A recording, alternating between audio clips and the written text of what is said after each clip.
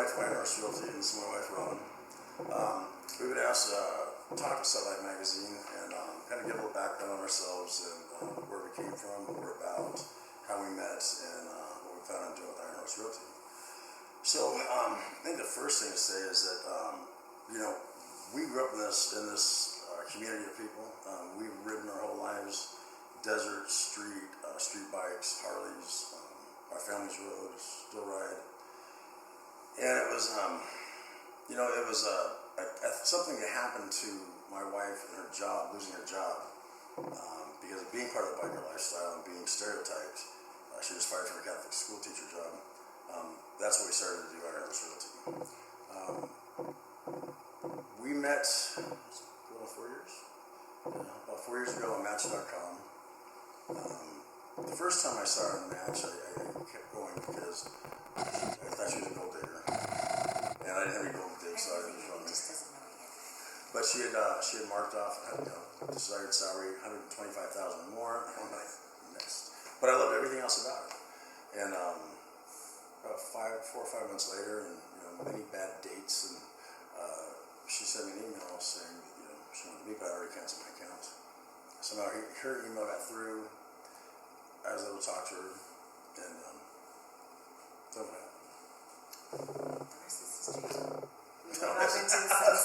We're married. No, what happened was, I was dating somebody, but I'm going to see if it would work out. And I just told her I'm already dating someone really flattered. Then I didn't give her my email, and she sent me an email back, and I noticed her last name was Duran, and I said, "Did you have a brother named Mike Duran? I went to school with him." And she goes, "Oh, I'm his sister." I'm like, "Oh my God, you were like, he had 2 hot sisters. We'd always go up there and check out. We were kids, So, why didn't we know each other then? I mean, what happened?" And it turns out she was in 12th grade, and I was in 8th grade. So, she's a cradle robber, and but she didn't want to rob the cradle back then. So it was pretty cool. So we had some commonalities, and but I told her, I was seeing someone, and decided if it doesn't work out, I'll let her know.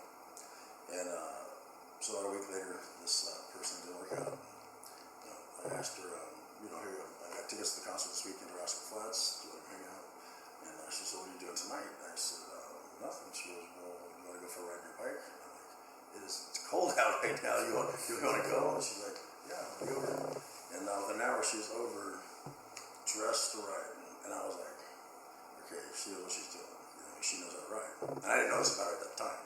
I saw pictures of her on her page with her Gixxer 600. She said she rode, but she was ready to ride. And as soon as she walked in the door, I knew that she was the one for me. I was just like, it's done. And I think she felt the same way. We're both Portuguese. You have to be Portuguese. She's from the Azores, and I'm from Madeira. So, there's a lot of things that we have in common. Our nationalities, our families, to the fishing industry. Our faith. Children. Lots of children. She has 4. I have 4 boys. She has 2 boys and 2 girls. All our kids are like within 1 or 2 years of each other. So it goes do, do, do, do, do, do. And they all it was like all meshed. They all got along. It's like none of them have issues with any of them. They all equally frustrate and piss us off. So it's it's fair across the board. It's all equal. But no, we love our kids. We love them. But it's like you can ask her to be better. As far as how everything lined up and how our lives lined up and ideologies and thoughts, and so here we are. I just recently left my job at the Water District as a safety and risk manager. I've been there 7 years, and we decided to go full time with real estate because it's been getting a lot of momentum and a lot of positive momentum in the community because of what we're doing.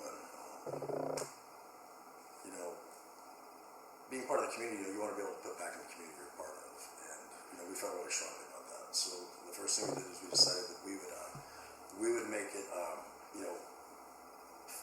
what we would do for the motorcycle community, the people that are part of the MC world, that are members of the motorcycle club, is we would give $1,000 back at the close of escrow for any purchase or sale transaction that went through Iron Horse Realty. So that was the first thing that we thought that we would do that makes it different. Secondly, I'm going to show up on my bike 90% of the time, and I'm going to show up like this. So they identify with that. The people we know and ride with don't drive Mercedes on the weekends and wear suits and ties. And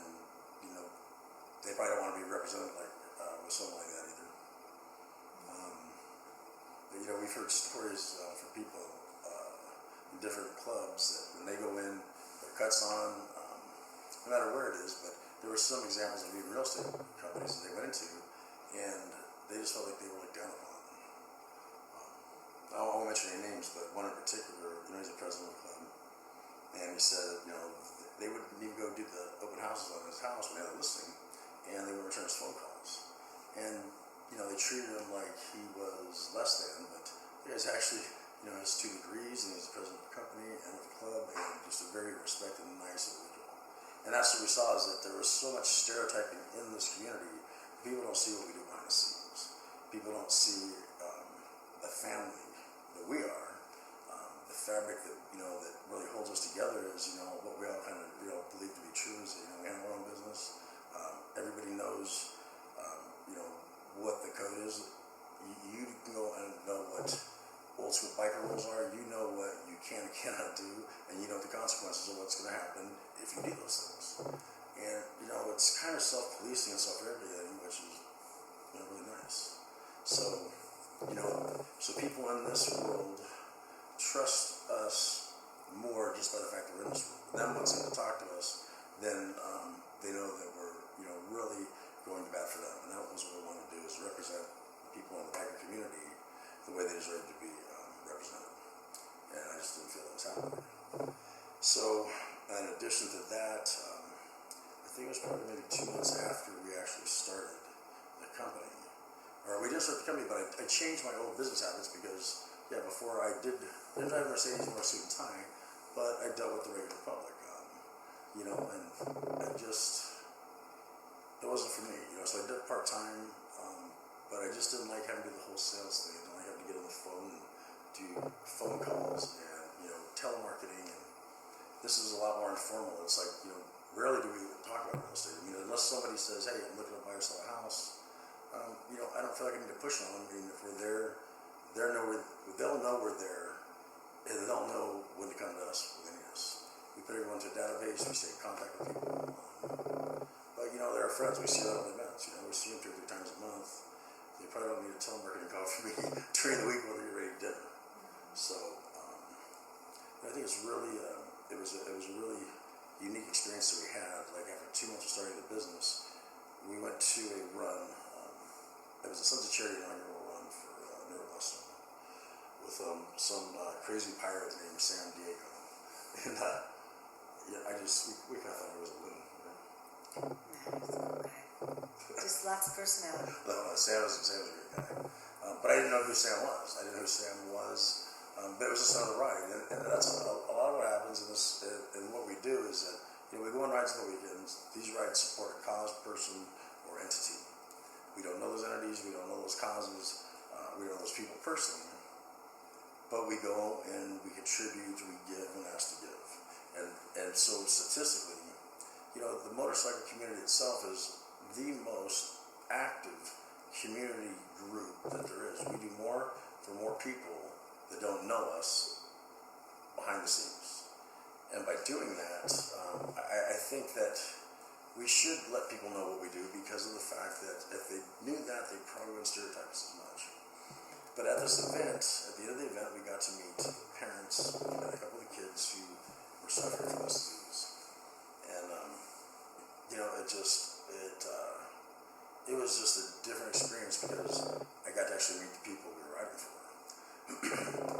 And, we have 8 kids between us, 1 grandchild, and, they're all healthy. And I just thought, God, we are so blessed, we're so lucky.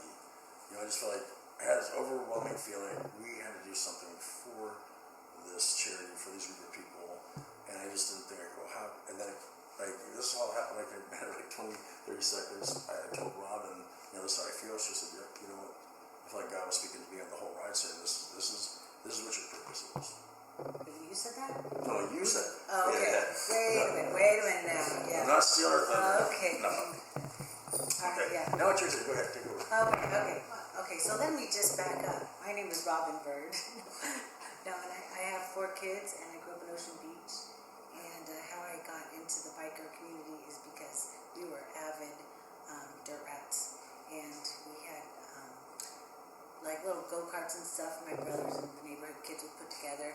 And then maybe they wouldn't have brakes, but you'd ride them and just crash into the wall and stop. And so, or they wouldn't tell you it didn't have brakes, and they'd just send you running.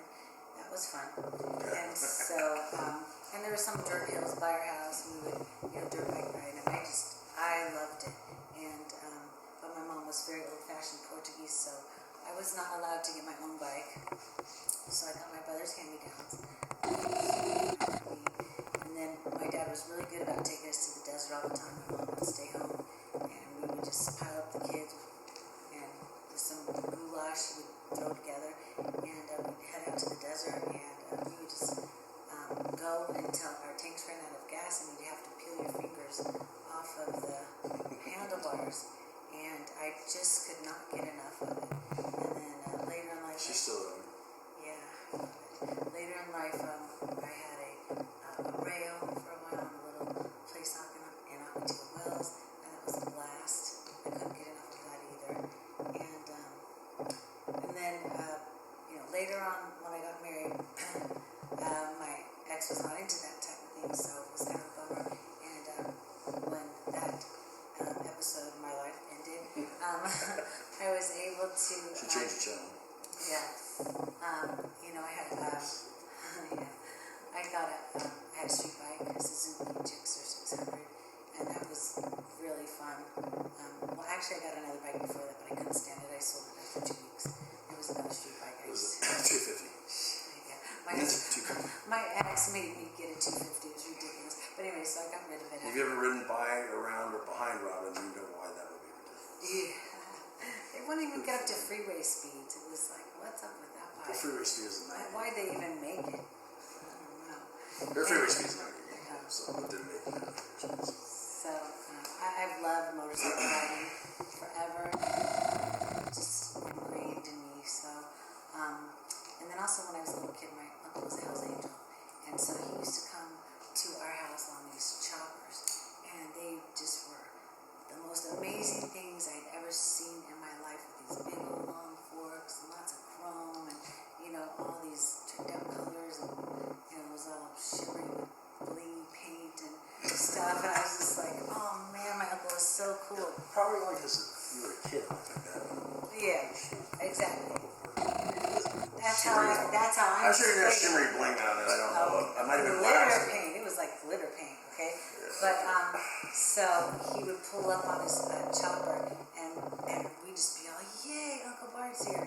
And my mom would just be all, oh no, Uncle Bart's here. Totally drunk again. And so, and he was the coolest dude ever. He would come in the house and sit me on his lap and draw pictures and stuff. And, and I just felt, man, my dad says you're not working. How do you have a new bike all the time? Never mind. But anyways, he would come all the time and crazy stories, and I just loved him dearly, and that just put an even bigger bug on my head. And my dad used to take my brother and I to race enduros in the desert, and do like little poker runs, and it's just a blast. And so,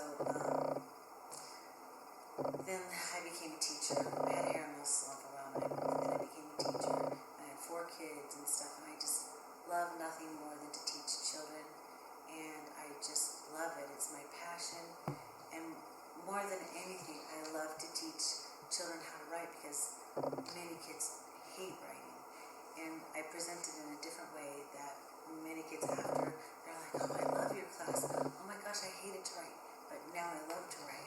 And many of my students have gotten scholarships. They've taken their writing tests, and they've gotten, just huge money for St. Augustine. The amount of time and effort and work that she put in with kids was just like. Yeah, that was kind of. It was thankless because the parents. There was not that the parents. There were some parents who didn't realize it. She spent all this time with her kids, giving up her prep time, giving up her. Gave up lunch, recess, after school, weekends. Just to help the kids bring their grades up. Yeah. And these kids wouldn't even show up at lunch when they were supposed to be there, and she's ready to work with them. After they're failing because they don't do their homework. But the majority of all the kids had prospered and just went up, but there was a few that but I was willing to give up my recess, my lunch, my everything for some of these kids, and they wouldn't come in, and the grades were already past due, and I was like, you know, I'm just a softie, really at heart. I just want every kid to do the best that they can, so I was giving them opportunities, but in any case, subsequently, I love teaching. one of the little terrorist rats in the class is the one who, turned over, or his dad turned over all the pictures off my server. Of me in biker runs, charity runs, no less, earning money and giving, stuff to the raffles and everything for these charity runs. They turned all my photos into the Princeton principal. So turns out, some parents complained because some of the kids were like Instagramming them around, and so and they told me I was no longer looked wholesome anymore, and I couldn't be a minister of God. But what happened was that kid in the class, one of the little fiddling brats, they would ask her the reset questions to my Instagram account, but she didn't know she didn't have an Instagram account. Yeah, so I just they'd ask her, what's your husband's favorite color? Yeah, Miss Bird, does your husband have a nickname? So what was his first street that he lived on? And it's just like she didn't put two together. This happened over the course of days, and they got in, made my private Instagram public, and all the kids were following her. The picture started surfacing, sexy Mrs. Bird. And here's a picture of her in a bikini. Well, yeah, it's in our backyard. She's 53 years old. Yeah, there's a couple with my own grandbaby in my own backyard. Nothing showing, nothing lewd. And they had a nerve to use that in some of the pictures. And so that's bizarre. Yeah. So originally they said, well, we're just upset, but you're not going to lose your contract. And then it turns out that just because some parents were complaining, then they decided that I would lose my contract, and so they weren't going to have me back. But they go, we're going to have to get a job at another Catholic school. I'm like, really? So they helped me get an interview somewhere, and then there was two. There was one in St. Cecilia and over there, so they offered her two different positions. And I said, well, what am I going to say over there about why I'm leaving this school? Well, just tell them you want to get closer to home, and all that traveling time. Just lie. And what I the thought priest to said, myself, and the principal said of the Catholic Church, just lie. Well, you shouldn't say who said it, but did I say that? I'm sorry. And I didn't say the name. They didn't know what school it was. St. Rose. But anyways, I thought, oh my gosh, I can't believe that they're telling me to thought that. go We over there. said, screw them. So, no, we don't. So Mike was already a realtor and doing things for friends and family and broker, realtor and broker. I was really broke. Yeah, and so then we decided that we were going to, because of what happened, we were going to market to the bikers, the biker community, and we were going to give back to the biker community, and we were going to do things for them probably that nobody else had, had done before. So what we do is, not only do we try and go on their rides, but on our website we post them, we tweet and Twitter and Facebook their events out. We promote everything for everybody. If they let us know, and most of them let us know, we search it out, we go everywhere. They go everywhere, her and one of her assistants. We try to find everything we can on every site that we can. And of course, sometimes there's like so many events in a day we can't attend very many. But then we, make up raffle bags and, our little flyers and pop a tent and then. But we didn't find out how many we could do in a week. We did 5 events in 1 week, and that was our record, just for we were tired. Yeah. It was tired, and it was exhausting. It was fun.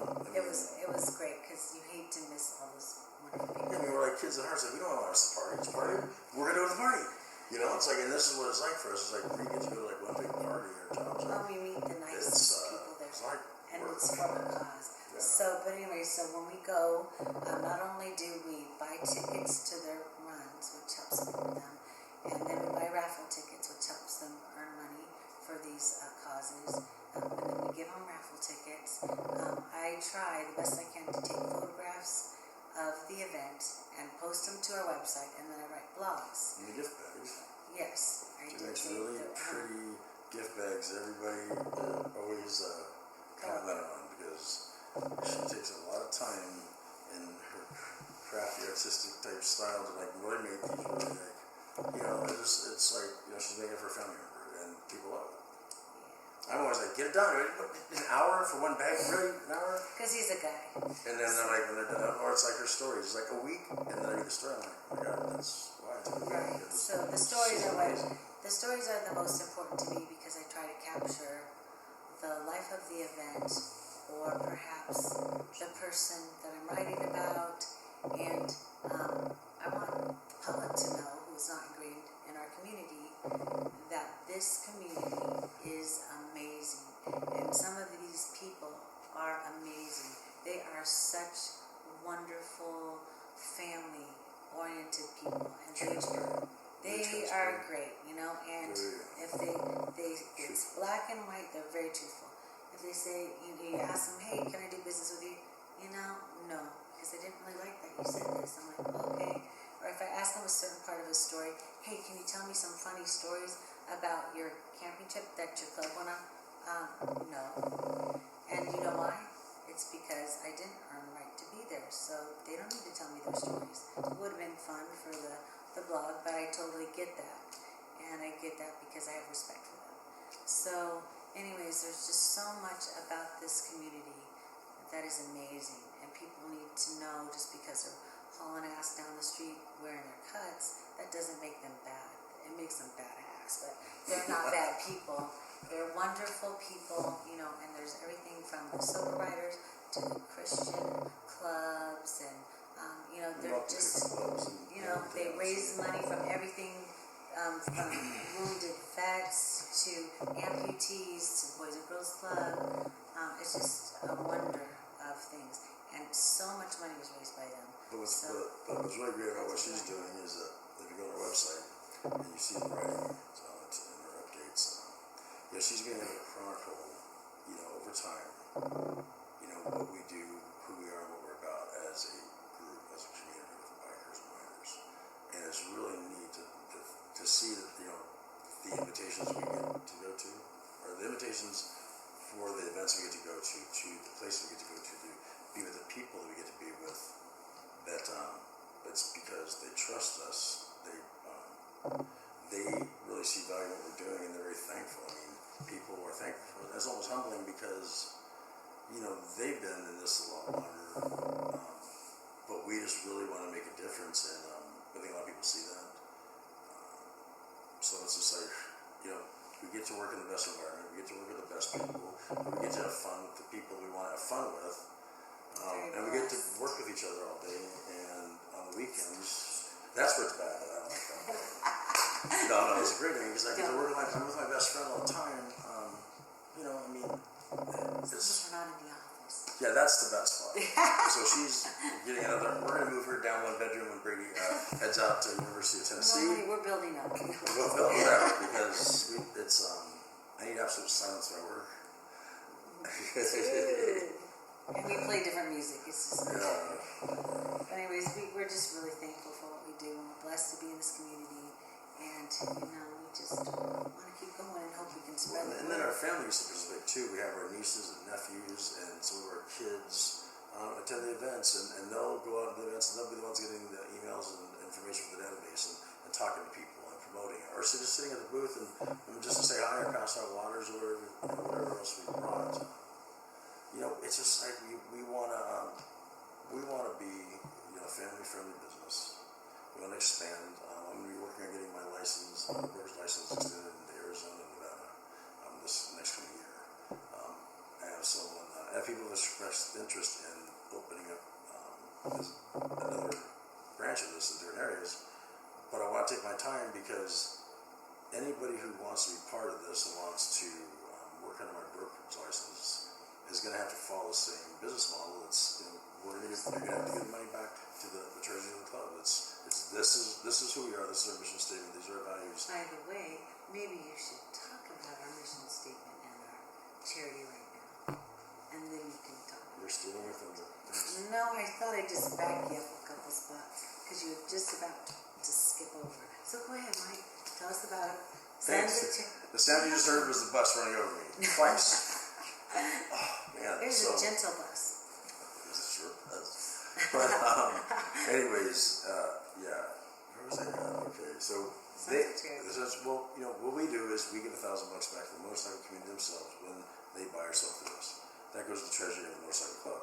Sometimes the club decides they want to donate that or part of it to the charity we support, which is Sons of Charity with San Diego, and it's a biker-based charity. We're all volunteers. It's run by bikers for bikers, and the charity itself is a charity that helps families that have children who are suffering from life-threatening diseases, neuroblastoma, brain cancer, and other childhood cancers and illnesses.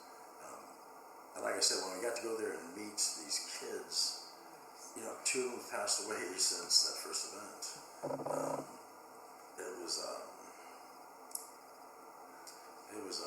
It was really sad, and it was both times that it happened.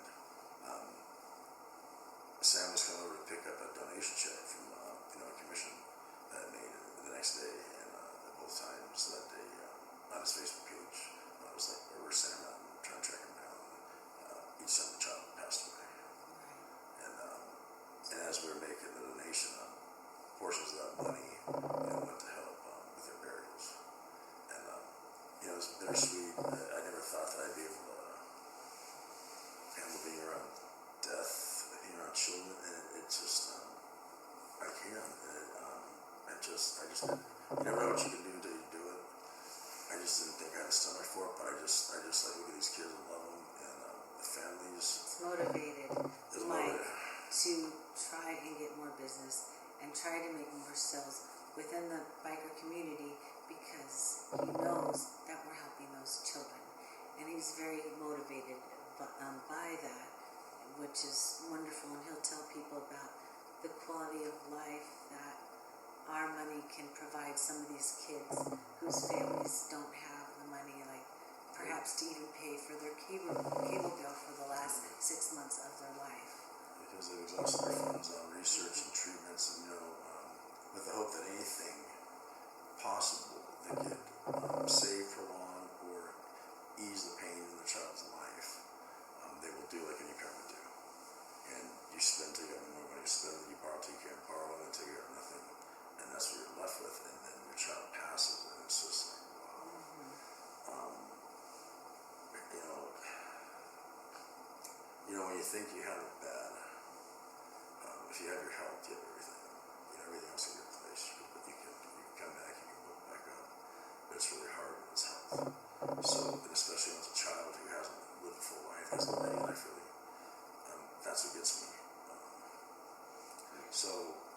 Are we, is it a cure? No, it's not about a cure. It's a needs-based charity. They apply for a grant for, like my wife said, they would like their Cox cable paid for the next 6 months, so their child can continue to watch, SpongeBob. Or they send them to the East Coast. The best treatment center for neuroblastoma for these children is on the East Coast. It's not here. It's very expensive to fly them over there and keep the mom and whoever else needs to be there with the child. Sometimes the treatment is it may be weeks that the child has to stay over there. And there's one boy, is it Parker, who has no signs, no evidence. No, that's a Z-A-D. No, that's a Z, I think. No evidence, I think. I always forget an acronym. But he's no evidence of disease, but he still has to go back for treatments. So a lot of our funds also go to fly families out there. So it's really important.